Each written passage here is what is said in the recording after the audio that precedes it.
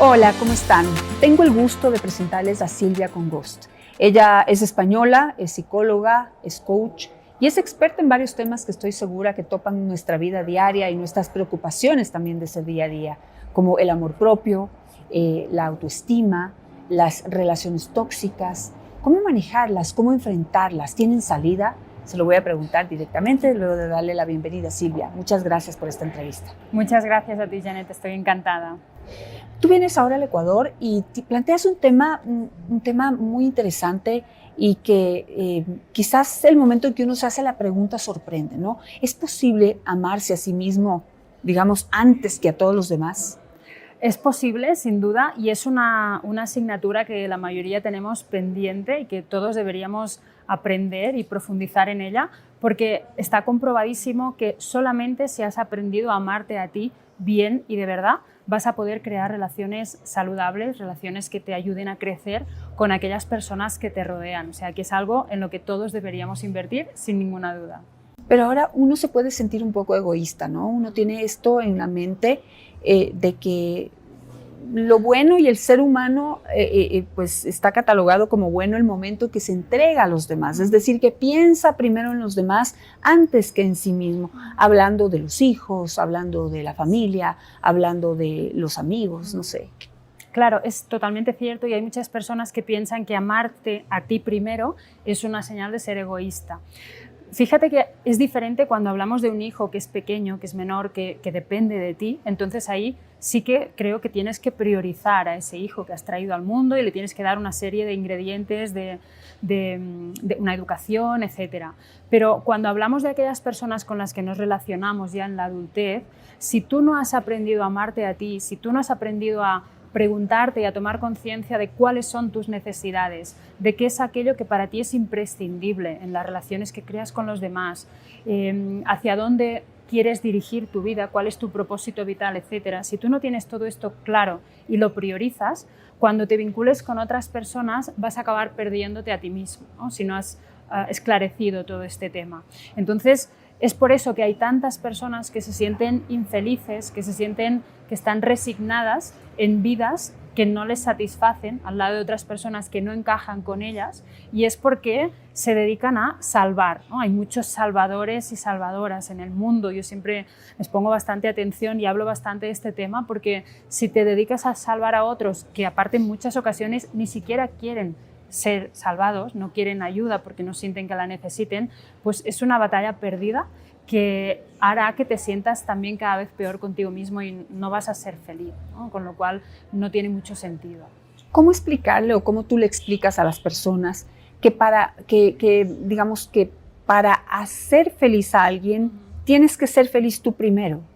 Pues básicamente porque tú necesitas conocerte, necesitas saber, tener conciencia de dónde vienes, cuáles son tus heridas, qué es eso que tú has vivido, que te ha ido moldeando de una forma concreta y hace que tengas determinados miedos, determinadas carencias, eso que te angustia o es a lo que vas a renunciar.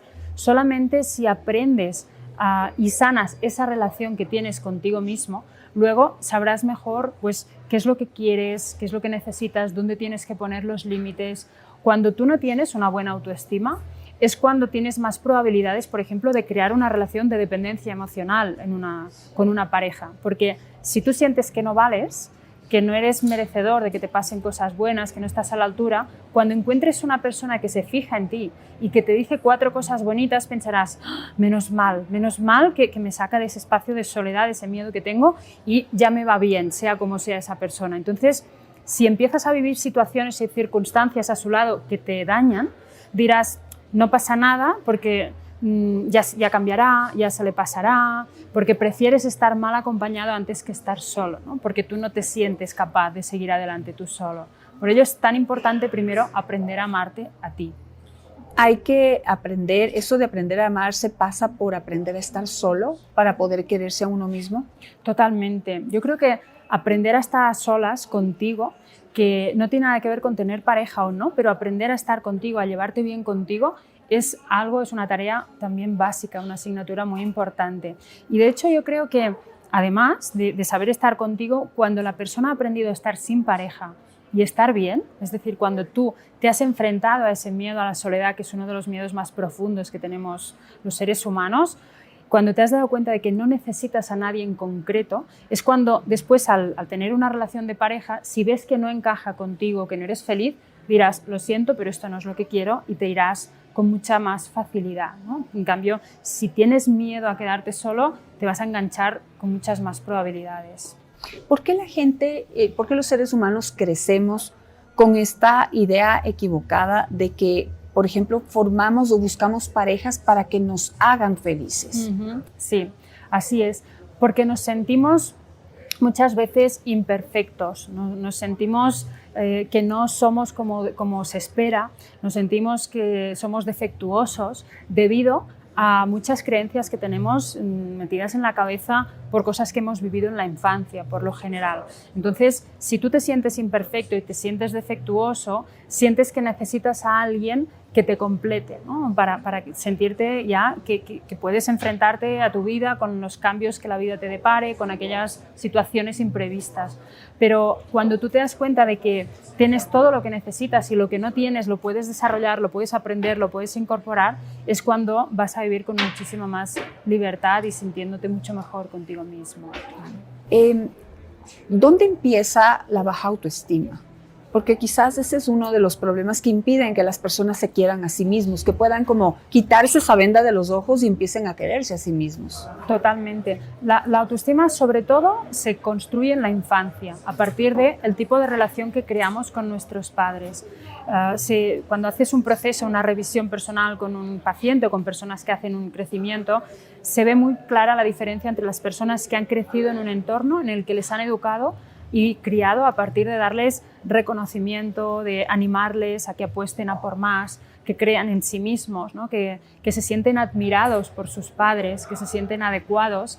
Es muy diferente que los niños que crecen en un entorno en el que les desaprueban, les dicen que son unos inútiles o que nunca van a ser nada en la vida, ¿no? Porque el niño son sus padres y se acaban creyendo esas frases, esos mensajes que reciben. El niño no se cuestiona si el padre le está diciendo cosas que son reales o no. No, el niño dice, mi papá me dice eso, pues eso es así. Es inconsciente, ¿no? Porque el niño no razona, pero ese niño crece con esa certeza de que no es suficiente, de que no es capaz o de que nunca lo va a conseguir. Y si no te dan cariño, si vives en un entorno en el que tus padres no están presentes, que tienen que trabajar mucho, que nunca te dicen que te quieren, pues igual tú sientes que no eres querible, que nadie te va a querer porque no eres lo que los demás esperan. Y luego, cuando uno toma conciencia de eso, es cuando tiene que empezar el proceso para darse cuenta de que todo esto lo ha aprendido, que ha construido esa autoimagen de sí mismo que es defectuosa a consecuencia de ese vínculo que ha creado o esos padres que ha tenido, pero que no, que somos perfectos tal y como somos y tienes que volver a conectar con esa esencia de quién eres. Ahora, digamos que esto es un círculo, ¿no? Tú tienes baja autoestima porque tus padres no te fortalecieron cuando eras niño, pero resulta que a tus padres tampoco los fortalecieron cuando eran niños y seguramente tú, como padre, no vas a fortalecer esa autoestima de tus hijos. Pero ¿es posible romper este círculo? Claro, y de ahí la importancia de crear espacios como estos, este tipo de entrevistas y otros tipos de eventos, porque solo se rompe la cadena cuando una persona despierta, cuando una persona toma conciencia y es capaz de ver ese círculo que se está reproduciendo. Cuando un padre, porque cuando somos pequeños como que quedamos programados, aquello que nos hicieron es lo que hacemos nosotros. Y esto en cosas pequeñas o cosas mucho más graves como abusos sexuales, maltrato, etcétera, que es como que estás programado, pero cuando hay un adulto que despierta y lo ve, es cuando tiene la oportunidad de decidir qué quiere hacer a partir de ahí, ¿no? Es como, ya soy consciente de que me he convertido en quien soy a raíz de lo que he vivido, a raíz de lo que han hecho conmigo, pero yo hoy puedo decidir en quién quiero convertirme, ahora que ya soy consciente, quién quiero ser a partir de aquí. Y cuando un padre, una madre o un adulto en general ve eso, es cuando se despierta esa necesidad de hacer cambios, de ir en busca de herramientas que le ayuden a hacer ese cambio para dejar de perpetuar ese círculo vicioso que al final es perjudicial. ¿Nunca es tarde para recuperar la autoestima? Nunca es tarde. Nunca es tarde para recuperar la autoestima y, de hecho, sea el momento en el que uno toma conciencia que tiene que fortalecerla, que se da cuenta de las consecuencias que esa baja autoestima que ha tenido han implicado en su vida, es cuando busca esas herramientas que comentamos, y el cambio se puede hacer en cualquier momento. Nosotros en nuestras consultas a veces vienen personas de 70 años que se dan cuenta o que quieren soltar, aunque parezca curioso, una relación, que ya no quiero aguantar más este tipo de trato, necesito fortalecerme porque siempre he permitido eso y me doy cuenta de que no quiero seguir así. Y la verdad que es maravilloso y muy inspirador cuando te das cuenta de que no hay edad para empezar a aprender a amarte de verdad. ¿Qué casos has visto tú, no sé, en tu trabajo que te animan a seguir adelante? Me has citado el caso de personas de 70 años, pero no sé, a veces uno dice, es tan difícil cambiar o es tan difícil inspirar a la gente para que cambie, pero ¿cuál ha sido tu experiencia? Bueno, mi experiencia es con personas de todas las edades, hay desde adolescentes hasta personas mayores, pero la verdad es que cuando tú ves que estas personas que vienen y piden ayuda, y a la tercera, a la cuarta sesión, porque trabajo con un método bastante breve, de repente abres la puerta un día del despacho y ves que tienen otra luz, ves que se han desprendido de algo, de esa carga tan pesada que llevaban encima. Esto es lo que hace que todo valga la pena, ¿no? Cuando muchísimas personas que me escriben por redes sociales y me dicen, me has ayudado a despertar, me has cambiado la vida porque me he dado cuenta de que estaba en una relación que era tóxica y no era consciente, o porque he aprendido a poner límites a través de aprender a amarme, ¿no? Al final la base siempre está en la autoestima, y yo creo que ayudar a aportar conciencia, aportar luz, ayudar a despertar para que uno se dé cuenta de que puede elegir qué vida quiere vivir, que puede decidir cómo quiere que sea su vida, y dándose cuenta de que es valiente y de que tiene esa capacidad para conseguirlo, creo que es la labor más maravillosa que existe y por la que me siento muy, muy agradecida de poder realizar. Generalmente, cuando tú te encuentras en este hueco oscuro, por definirlo de alguna manera, ¿no es cierto? En donde no te quieres a ti mismo, en donde todo lo ves oscuro, todo lo ves mal, ves muy pocas probabilidades de ser feliz, de hacer lo que te gusta.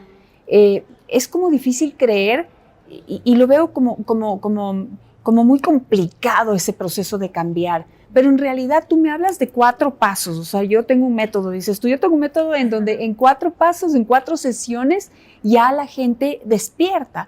Entonces, no es tan difícil. ¿Qué nos podrías decir como para poder empezar a mirar de otra manera la posibilidad de cambiar?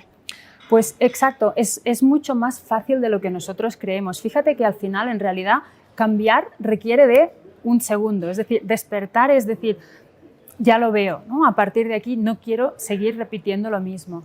Yo creo que una de las cosas importantes es tomar conciencia y entender qué es lo que te ha ocurrido hasta hoy. Es decir, mirar hacia atrás, revisar y comprender por qué has actuado de esa forma. El hecho de entender, de tener esa información, nos ayuda a desprendernos ya un poquito.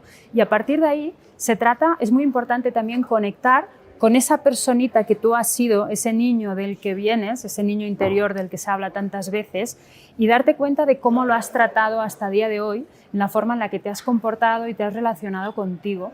Porque cuando conectas con ese niño es cuando conectas con el amor verdadero hacia ti, con tu verdadera esencia, y ahí se te despierta la auténtica compasión, el no querer hacer nada a partir de ahí que te perjudique.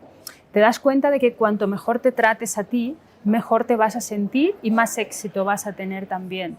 Es un trabajo, yo creo, que va de la mano entre la parte emocional, de revisar un poco tu historia, y la parte de tus creencias, de cómo te hablas a ti mismo, cómo te relacionas, ese diálogo interno que mantienes dentro de tu cabeza constantemente, día a día, semana a semana, y empezar a cambiar todo aquello que ves que te daña, y a partir de aquí identificar, que también es muy importante, cuáles son o cómo son las relaciones que creas con los demás. No olvidemos que somos seres sociales, y las relaciones y los vínculos que creamos con aquellos que tenemos cerca son claves para sentirnos bien o para autodestruirnos, ¿no? Entonces, empezar a alejarte de quien sea tóxico para ti. Y eso implica soltar.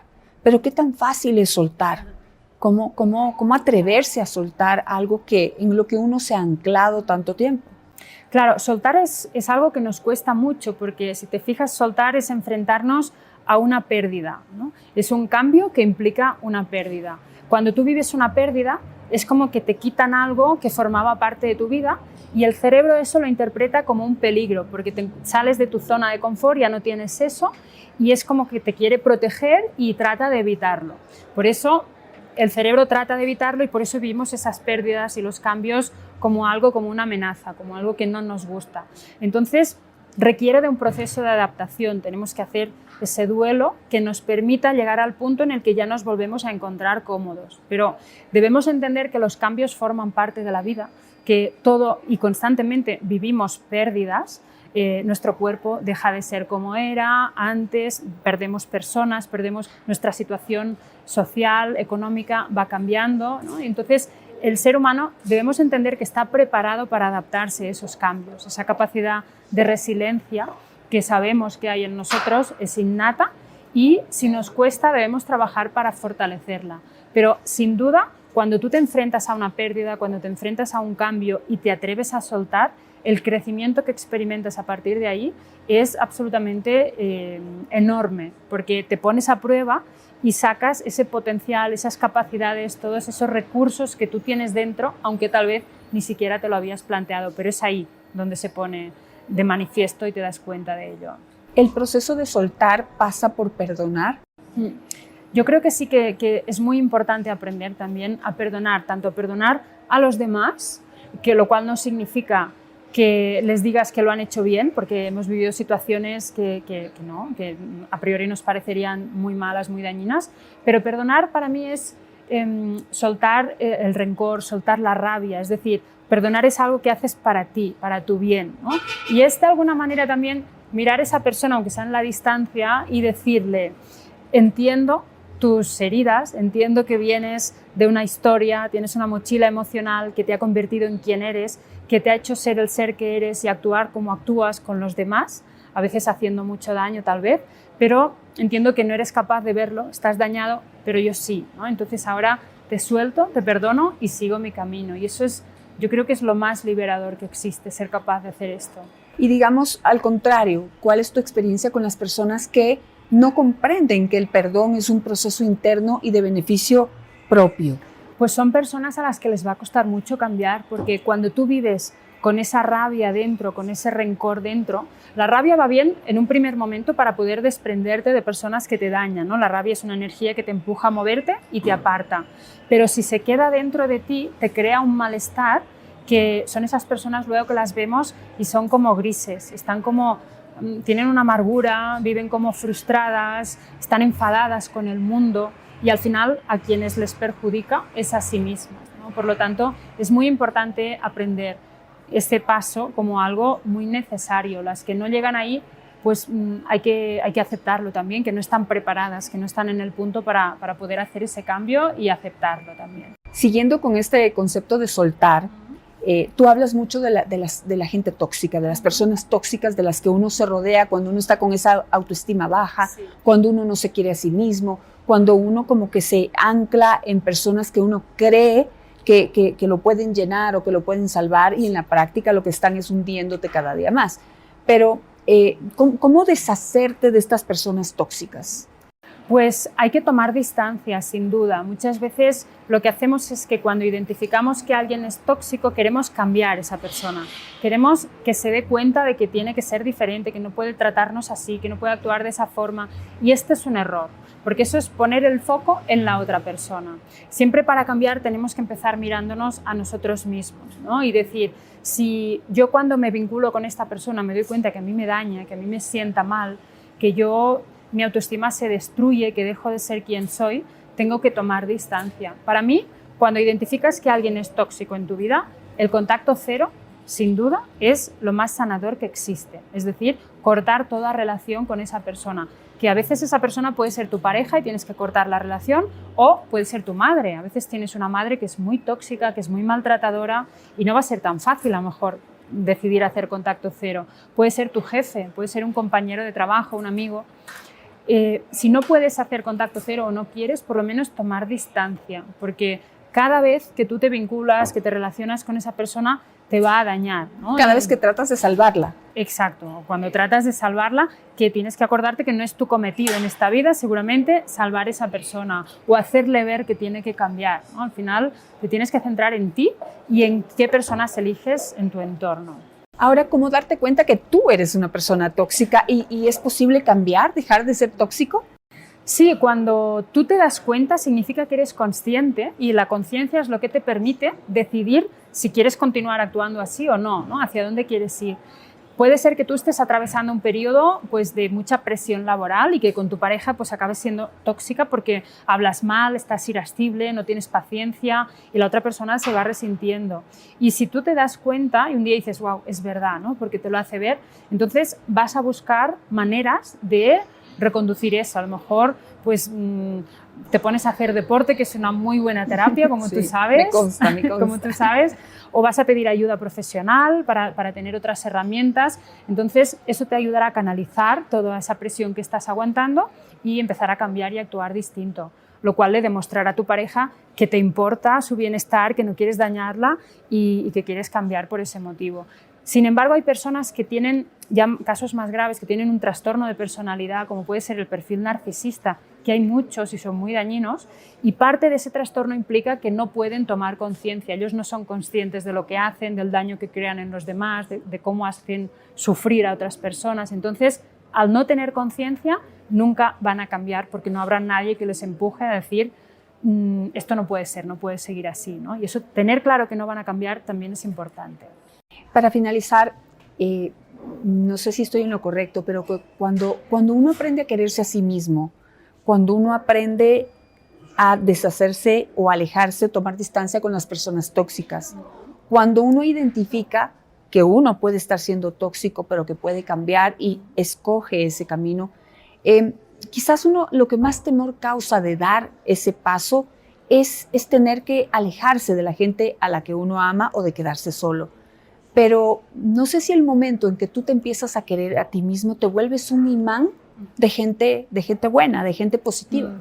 Sí, yo creo que lo que ocurre es que cuando tú empiezas a quererte a ti mismo, empiezas a atreverte a soltar esas personas que no te aportan, que no te hacen bien, que te restan, que te destruyen. Entonces, al soltar esas personas, estás dejando espacio para que entren otras personas nuevas. Y como tienes más claro lo que mereces y lo que quieres a partir de ahí, escoges mejor las personas que permites que entren a partir de ese momento, ¿no? Por eso lo podemos vivir un poco de esta forma que comentas, pero sí que es cierto que empiezan a aparecer personas que sintonizan más con el punto y el nivel de conciencia en el que estás tú, con quienes puedes compartir más y con quienes conectas mejor. Bueno, en esta corta conversación hemos aprendido muchísimo de lo que puede enseñarnos Silvia con Ghost.